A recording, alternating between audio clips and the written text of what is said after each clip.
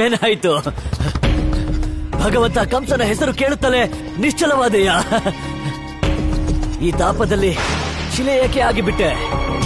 ಅಥವಾ ವೃದ್ಧಾವಸ್ಥೆಯ ಕಾರಣ ನಿನ್ನಯ ಧ್ವನಿ, ನಿನ್ನಯ ಕಿವಿ, ನಿನ್ನ ಕಣ್ಣುಗಳು, ನಿನ್ನಯ ಬುದ್ಧಿಯು ಕುಂದಿ ಹೋಯಿತೇನು?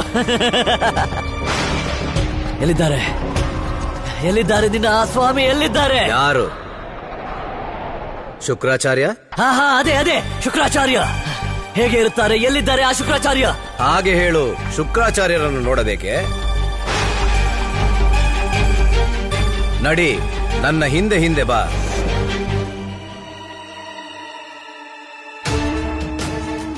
ವಿಡಂಬನೆ ಎಂದರೆ ಭಗವಂತ ಕಂಸನಿಗೆ ಇಂತಹ ತುಚ್ಛ ನೀಚನನ್ನು ಹಿಂಬಾಲಿಸಬೇಕಾಗಿದೆ. ಕಾರ್ಯವಾಸಿ ಕತ್ತೆಯ ಕಾಲನ್ನು ಹಿಡಿಯಬೇಕಲ್ಲ. ನಿಲ್ಲು, ನಿಧಾನ. ಏಕೆಂದರೆ ಮೊದಲ ಬಾರಿ ನಾನು ಗೋಕುಲದಲ್ಲಿ ಒಬ್ಬರ ಬಾಯಲ್ಲಿ ಮತ್ತೊಬ್ಬರ ದೂಷಣೆ ಕೇಳಿದ್ದು. ಹೇಗಿದ್ದರೂ ನನಗೆ ಕೆಟ್ಟ ವಿಚಾರವಂತರ ಅವಶ್ಯಕತೆ ಇದೆ. ಒಗ್ಗಟ್ಟು, ಉಪಕಾರ, ದಯೆ, ಕರುಣೆ ಸಮಾಪ್ತಿ ಮಾಡುವುದಕ್ಕೆ. ಸರಳಾಜ್ಜಿ, ಈಗ ನಿಮ್ಮ ಮಗ ಮಾಣಿಕ್ಯ ಎಲ್ಲಿದ್ದಾನೆ? ಅವನು ಇಲ್ಲೇ ಪಕ್ಕದ ಹಳ್ಳಿಲೇ ಇರೋದು. ಆದ್ರೆ ನನ್ ಪಾಲಿಗೆ ಅವನು ತುಂಬಾ ದೂರ ಇದ್ದಾನೆ. ನಾನು ಶೀಘ್ರವೇ ಆ ಮಾಣಿಕ್ಯನ ಬಳಿ ಹೋಗಬೇಕು. ಒಂದ್ ಮಾತು ಹೇಳ ಅಜ್ಜಿ? ಹೇಳು ಕೃಷ್ಣ. ನನ್ನ ಆತ್ಮ ಹೇಳ್ತಾ ಇದೆ, ನೀವು ನಿಮ್ ಮಗನ್ನ ಆದಷ್ಟು ಬೇಗ ಅವನ್ ಬದಲಾಗಿರೋ ಸ್ವರೂಪ ಜೊತೆ ನಿಮ್ ಕಣ್ ಮುಂದೆ ಇರ್ತಾನೆ. ನಿಜಾನಾ ಕೃಷ್ಣ? ಹೀಗೆಲ್ಲ ನಿಜವಾಗ್ಲೂ ಸಾಧ್ಯ ಇದ್ಯಾ? ಖಂಡಿತ ಅಜ್ಜಿ.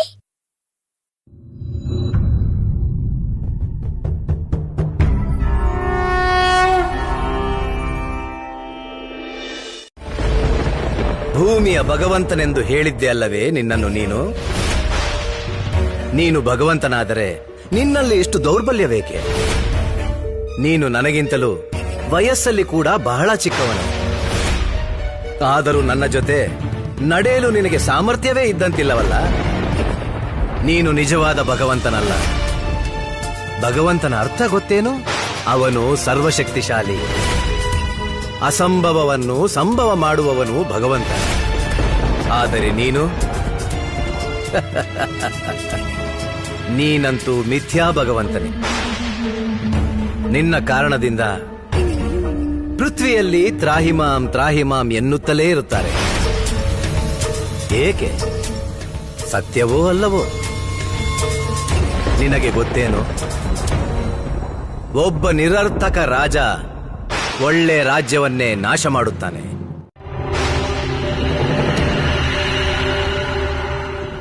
ನೀನು ನನ್ನನ್ನು ಹೊಡೆದು ನಿನ್ನ ಮಾರ್ಗವನ್ನೇ ನಾಶ ಮಾಡಿಕೊಂಡೆ ಭಗವಂತ. ಇನ್ನು ನೀನು ಶುಕ್ರಾಚಾರ್ಯರನ್ನು ತಲುಪುವ ಮಾರ್ಗವನ್ನು ಎಂದಿಗೂ ಪ್ರಾಪ್ತ ಮಾಡಿಕೊಳ್ಳಲಾರೆ. ಅಲ್ಲಿ ಏನು ನೋಡುತ್ತಿರುವೆ ಭೂಮಿಯ ಭಗವಂತ? ಏನು?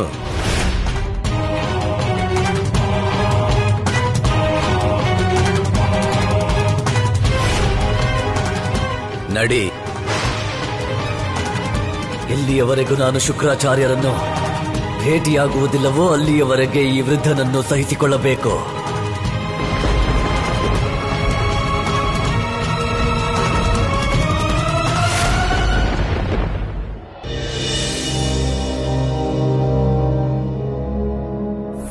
ಈ ವಿಚಾರನ ನಂದರಾಜ, ಗೋಕುಲ ನಮ್ಮೆಲ್ಲರ ಭೂಮಿ.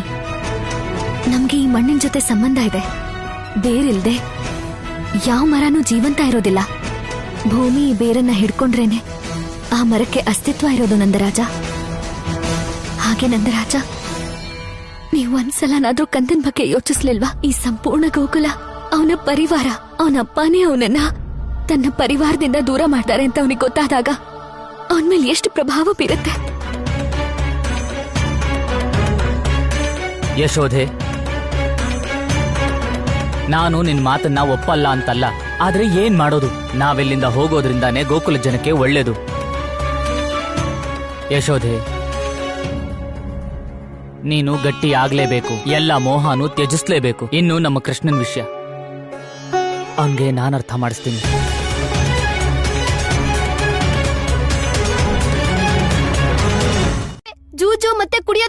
ಮಾಡಿದ್ದೀರಾ. ಈಗ ಏನಿದೆ ನನ್ನ ಹತ್ರ ಕೊಡೋದಕ್ಕೆ ನಿಮ್ಗೆ? ಮನೆ ಬಿಟ್ಟು ಬಂದ್ಮೇಲೆ ನೀವಂತೂ ಯಾವ ಕೆಲ್ಸಕ್ಕೂ ಹೋಗ್ತಾ ಇಲ್ಲ. ನೀವ್ ಎಲ್ಲಿ ಕೆಲ್ಸ ಕೇಳಕ್ ಹೋದ್ರು ನಿಮ್ಮನ್ ಬೇಡ ಅಂತಾರೆ. ಬಾಯಿ ಮುಚ್ಚು, ನಿನ್ಗೆ ಹೊಟ್ಟೆಗಾಗ್ತಿಲ್ವಾ? ಹೊಟ್ಟೆ ತುಂಬಿಸ್ತಾ ಇದೀನಿ ತಾನೆ. ಹೌದು, ನೀವೇ ನನ್ನ ನೋಡ್ಕೊತಿದ್ದೀರಾ. 4 ದಿನದಿಂದ ನೀರೇ ನನ್ಗೆ ಆಹಾರ ಆಗೋಗಿದೆ. ಇದೆಲ್ಲ ನಿಮ್ ಕುರುಡಿ ತಾಯಿನ ಬಿಟ್ಟು ಬಂದಿದ್ ಪಾಪದ ಫಲಾನೆ. ನೀನು ಬಾಯಿ ಮುಚ್ಕೊಂಡಿರು. ನನ್ಗೆ ಪಾಪ ಪುಣ್ಯದ ಬಗ್ಗೆ ಹೇಳ್ಕೊಡ್ಬೇಡ. ನನ್ಗೆ ನಾಣ್ಯಗಳು ಬೇಕಷ್ಟೇ. ಎಲ್ಲಾದ್ರೂ ಹೋಗು, ನಾಣ್ಯಗಳನ್ನ ತಗೊಂಬಾ. ಹಿಂಸೆ, ಮದಿರೆ, ಜೂಜು, ಲೋಭ, ಜಗತ್ತನ್ನು ವಿನಾಶ ಮಾಡಲು ಇದುವೇ 4 ಮುಖ್ಯ ಲಕ್ಷಣಗಳು. ಮತ್ತು ನನ್ನ ಈ ವಿನಾಶ ಕಾರ್ಯಕ್ಕೆ ಈ 4 ಲಕ್ಷಣಗಳ ಜೊತೆ ಒಬ್ಬ ಅಸ್ತ್ರ ಸಿಕ್ಕಿದ್ದಾನೆ. ಇನ್ನು ಗೋಕುಲವಾಸಿಗಳನ್ನು ಅವರ ವಿನಾಶದಿಂದ ಯಾರೂ ಕಾಪಾಡಲಾರರು. ನಾಣ್ಯ ತಂದ್ಕೊಡು. ತಮ್ಮವರು ತಮಗೇ ವೈರಿಗಳಾಗಿ ಹೋದರೆ ಯಾರು ಯಾರನ್ನು ತಾನೇ ಕಾಪಾಡುತ್ತಾರೆ? ಇದಂತೂ ಇನ್ನೂ ಒಳ್ಳೆ ವಿಷಯ. ಸರಿ ಕಂದ, ನೀನು ಅಜ್ಜಿನ ಕರ್ಕೊಂಡು ಒಳಗ್ ಹೋಗು. ಕೈಕಾಲ್ ಮುಖ ತೊಳ್ಸಿ ಕೂರ್ಸು, ನಾನು ಊಟ ಬಡಿಸ್ತೀನಿ. ಸರಿ ಅಮ್ಮ, ಬನ್ನಿ ಅಜ್ಜಿ.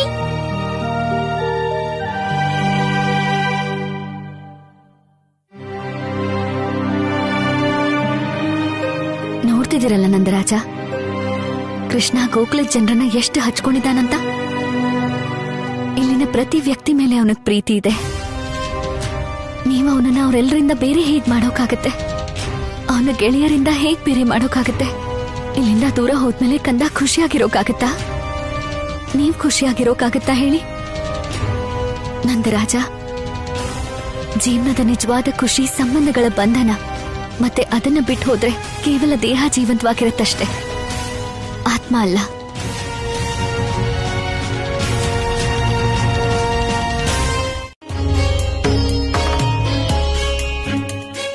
ಇದೆಲ್ಲ ಏನು? ಇಲ್ಲೇ ಬರುವುದಿದ್ದರೆ ಮೊದಲೇ ಹೇಳಲೇನು? ಇಲ್ಲಿಗೆ ಕರೆದಂತೆ ನನ್ನನ್ನು?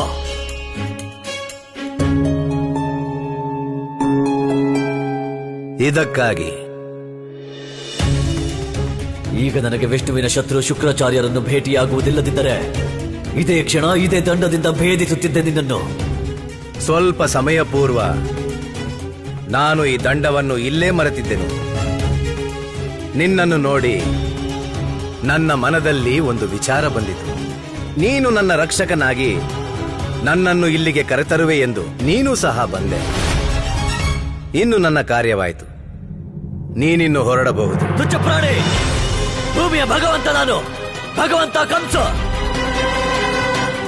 ಈ ಪರಿಹಾಸ್ಯದ ಪರಿಣಾಮ ಒಳ್ಳೆಯದಾಗದು. ಸತ್ತು ಹೋಗತ್ತೆ.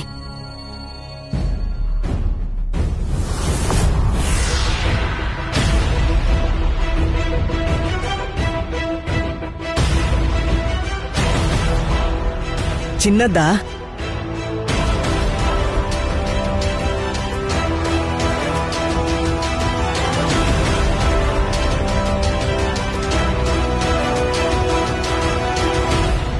ಅಜ್ಜಿ, ತಪ್ಪಂತ ಎಲ್ರಿಂದ ಆಗತ್ತಿ, ಆದ್ರೆ ತಪ್ಪಿಗಿಂತ ದೊಡ್ಡದು ಪ್ರಾಯಶ್ಚಿತ್ತ.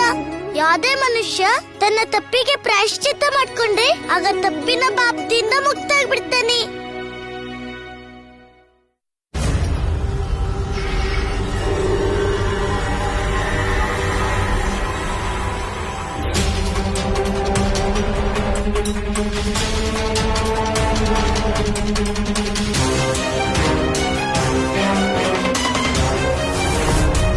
ನೋಡಕ್ಕೋಸ್ಕರ ನನ್ ಕಣ್ಣು ಒದ್ದಾಡ್ತಾ ಇದೆ. ಬಾರೋ ಮಗನೇ, ಬಾರೋ.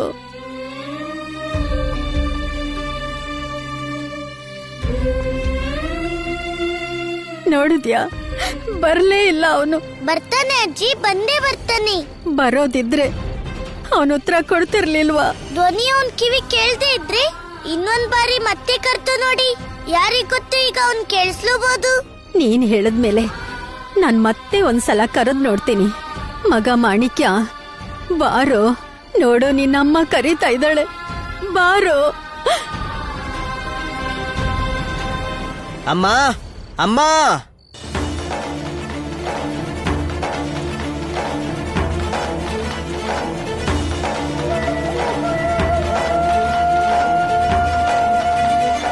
ಮಾಣಿಕ್ಯ, ಕೃಷ್ಣನ ಯಾವುದೇ ಲೀಲೆ ಒಂದು ಸಾತ್ವಿಕ ಉದ್ದೇಶವಿಲ್ಲದೆ ಆಗದು. ಕೆಡುಕಿನ ಜೊತೆ ನಿಲ್ಲುವ ಹಿಂದೆ ಅವನ ಯಾವ ಉದ್ದೇಶವಿದೆ ಪ್ರಭು? ಕಂಸ ಮತ್ತು ಅವನ ಅನಾಚಾರದಿಂದ ಜನರನ್ನ ದೂರವಿಡುವುದು. ಕೃಷ್ಣನ ಸಮಸ್ತ ಲೀಲೆಗಳು ಪೂರ್ವ ನಿರ್ಧರಿತವೇ. ಆತ ಕೆಡುಕಿನ ಜೊತೆ ನಿಲ್ಲುವ ಕಾರಣ ಏನೆಂದರೆ ಆತ ಅರಿತಿದ್ದಾನೆ ಅವನ ಮುಂದಿನ ಕರ್ಮಭೂಮಿ ಎಲ್ಲಿ ಎಂದು. ನಾರಾಯಣ ನಾರಾಯಣ, ಅದನ್ನರಿಯುವ ಜಿಜ್ಞಾಸೆ ಹುಟ್ಟುತ್ತಿದೆ ಪ್ರಭು. ಈಗ ಅವನ ಯಾವ ಸ್ಥಾನ ಕರ್ಮಭೂಮಿ ಆಗಲಿದೆ ಪ್ರಭು? ವೃಂದಾವನ. ಬೃಂದಾವನ? ನಾರಾಯಣ ನಾರಾಯಣ, ಈಗ ಬೃಂದಾವನ ಅವನ ಲೀಲೆಗಳ ಪುಣ್ಯಸ್ಥಳವಾಗಲಿದೆಯೇ ಪ್ರಭು? ಹಾ ದೇವರ್ಷಿ, ಅದಕ್ಕೆಂದೇ ನಂದನ ಮನದಲ್ಲಿ ಗೋಕುಲ ತ್ಯಜಿಸುವ ವಿಚಾರ ಹುಟ್ಟಿದೆ. ಮತ್ತು ಕೇವಲ ನಂದನೆ ಅಲ್ಲ, ಜೊತೆಗೆ ಸಮಸ್ತ ಗೋಕುಲವಾಸಿ ಗೋಕುಲ ತ್ಯಜಿಸಿ ಹೋಗುವರು. ಮತ್ತದರ ಮಾಧ್ಯಮ ಆಗುವಾತ ಮಾಣಿಕ್ಯ. ಖಂಡಿತ ಬರ್ತಾನೆ ಅಂತ ನೋಡಿದ್ಯಾ, ಅವನ ನಂಬಿಕೆ ಗೆದ್ದೇ ಬಿಡ್ತು. ನಾನಂತೂ ಆಸೆನೇ ಬಿಟ್ಬಿಟ್ಟಿದ್ದೆ. ಆದ್ರೆ ಈ ಹುಡುಗನಿಂದಾಗಿ ನನಗನ್ನಿಸ್ತಿದೆ ದೇವ್ರಿದಾನೆ ಅಂತ. ಒಳ್ಳೆ ಮನಸ್ಸಿಂದ ಮಾಡಿದ ಪ್ರಾರ್ಥನೆನ ಅವನು ಖಂಡಿತ ಕೇಳ್ತಾನೆ. ಕೃಷ್ಣ ಹೇಳ್ದ ಅಂತ ನಾನ್ ದೇವ್ರ ಹತ್ರ ಬೇಡ್ಕೊಂಡೆ, ನನ್ ಮಗನನ್ನ ವಾಪಸ್ ಕಳ್ಸೋಕೆ. ನೀನ್ ಬಂದ್ಬಿಟ್ಟೆ ಮಗು. ಹಾ, ಆದ್ರೆ ಬಂದಿದ್ದು ನಾನು, ಭಗವಂತ ಅಲ್ಲ.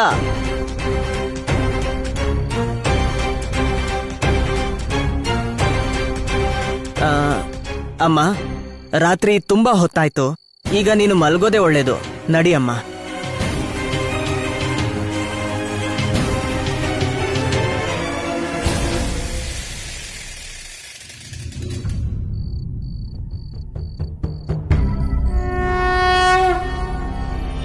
ಸರಿಯಾಗಿ ತಿಳ್ಕೊಳ್ಳಿ, ನಮ್ಗೆ ಏನೆಲ್ಲ ಸಮಸ್ಯೆ ಆಗಿದೆಯೋ ಅದಕ್ಕೆಲ್ಲ ಕಾರಣ ನಿಮ್ಮ ಈ ಕೃಷ್ಣನೇ. ಊರ ಜನರೆಲ್ಲ ಕೇಳಿ, ನಂದ ಮತ್ತೆ ಅವನ ಕುಟುಂಬದವರು ಮಹಾರಾಜ ಕಂಸನ್ನ ವಿರೋಧ ಮಾಡದೇ ಇದ್ದಿದ್ರೆ ಆಗ ನಮ್ಮೆಲ್ಲರ ಗೋಕುಲಕ್ಕೆ ಈ ದುಸ್ಥಿತಿ ಬರ್ತಾ ಇರ್ಲಿಲ್ಲ. ಮತ್ತೆ ನಾನು ಊರ್ ಬಿಟ್ಟು ಹೊರಗೋಗೋ ಅವಶ್ಯಕತೆ ಬರ್ತಿರ್ಲಿಲ್ಲ. ಯುದ್ಧ ಅದು ಯಾರ ಜೊತೆ? ಕನಸಲ್ಲೂ ಗೆಲ್ಲಕ್ಕಾಗದೆ ಇರೋರ್ ಜೊತೆನಾ? ಅದ್ರ ಜೊತೆ ಈ ಬುದ್ಧಿವಂತ ಸೇನಾಪತಿ.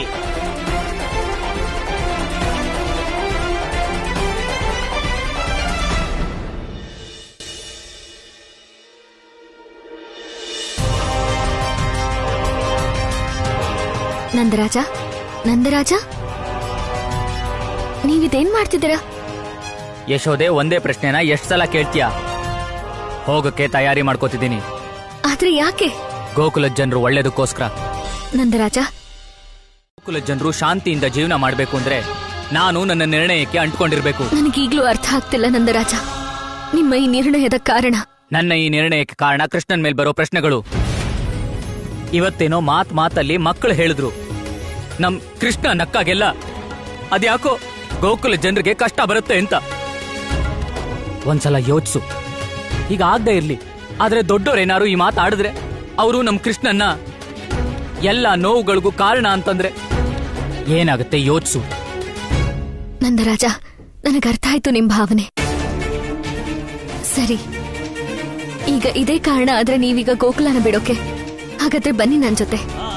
ನಾನೇ ಸ್ವತಃ ಗೋಕುಲ ಜನರ ಹತ್ರ ಈ ಪ್ರಶ್ನೆ ಕೇಳ್ತೀನಿ. ಒಂದ್ ವೇಳೆ ಗೋಕುಲದ ಒಬ್ಬ ಮನುಷ್ಯ ಈ ಮಾತನ್ನ ಹೇಳಿದ್ರೆ, ಅವರು ನನ್ನ ಕಂದನ್ನ ಅಪಾಯದ ಕಾರಣ ಅನ್ಕೊಂಡಿದ್ರೆ, ಆಗ ನಾನ್ ನಿಮ್ ಹತ್ರ ಯಾವ ಪ್ರಶ್ನೆನೂ ಮಾಡಲ್ಲ. ನಿಮ್ಮ ನಿರ್ಧಾರದ ಹಾಗೆ ನಾನ್ ನಿಮ್ ಜೊತೆ ಇಲ್ಲಿಂದ ಬರ್ತೀನಿ. ಬನ್ನಿ ನಂದರಾಜ. ಮಾಣಿಕ್ಯ, ಅಪಾಯದ ಸಮಯದಲ್ಲಿ ನಮ್ ಪರಿವಾರನೇ ಅಲ್ವಾ ಅವ್ರ ಪ್ರಾಣದ ಬಗ್ಗೆ ಚಿಂತೆ ಮಾಡೋದ್ ಬಿಟ್ಟು ಗೋಕುಲ ಜನರ ರಕ್ಷಣೆ ಮಾಡಿದ್ದು. ಅದೆಲ್ಲ ಬಿಟ್ಬಿಡು ಅಣ್ಣ, ಬಿಡು. ಸುಮ್ನೆ ಇದ್ಬೇಡ. ಈಗ ಹೇಗ್ ಸುಮ್ನೆ ಇರೋದು ಕೃಷ್ಣ? ಇವರೆಲ್ಲ ದೊಡ್ಡಪ್ಪ ಮತ್ತೆ ನಿನ್ ಮೇಲೆ ಆರೋಪ ಮಾಡ್ತಾ ಇದ್ದಾರೆ. ಮತ್ತೆ ನೀನಿಲ್ಲಿ ನನ್ನ ಸಮಾಧಾನ ಮಾಡ್ತಿದ್ಯಾ? ನೀನ್ ಮಧ್ಯದಲ್ಲಿ ಬರ್ಲೇಬೇಡ ಕೃಷ್ಣ. ಇವತ್ ನಾನ್ ಇವ್ರು ಯಾರನ್ನೂ ಬಿಡೋದೇ ಇಲ್ಲ. ನಂದರಾಜ, ತಡೀರಿ ಬಲರಾಮನ್ನ. ಈ ರೀತಿ ವಾದ ವಿವಾದ ಆದ್ರೆ ವಿಷಯ ದೊಡ್ಡದಾಗತ್ತೆ. ದೊಡ್ಡದಾಗಲ್ಲ, ಹಾಗಾಗಕ್ ನಾನ್ ಬಿಡಲ್ಲ. ಬಲರಾಮ, ನಿಂತ್ಕೋ, ಶಾಂತವಾಗಿರು. ಇವನಿಗೆ ಇವನ ಕರ್ಮಕ್ಕೆ ಶಿಕ್ಷೆ ಸಿಗುತ್ತೆ. ಮಾಣಿಕ್ಯ, ಈ ಜೀವನದ ಯಾತ್ರೆಯಲ್ಲಿ ಸತ್ಯ ಮತ್ತು ಅಸತ್ಯದ ಪಕ್ಷನ ನೀನು ಈ ಸಮಯದಲ್ಲೇ ಆಯ್ಕೆ ಮಾಡಬೇಕು. ನೀನೀಗ ಆಯ್ಕೆ ಮಾಡೋ ನಿರ್ಧಾರ ಹಣೆ ಬರ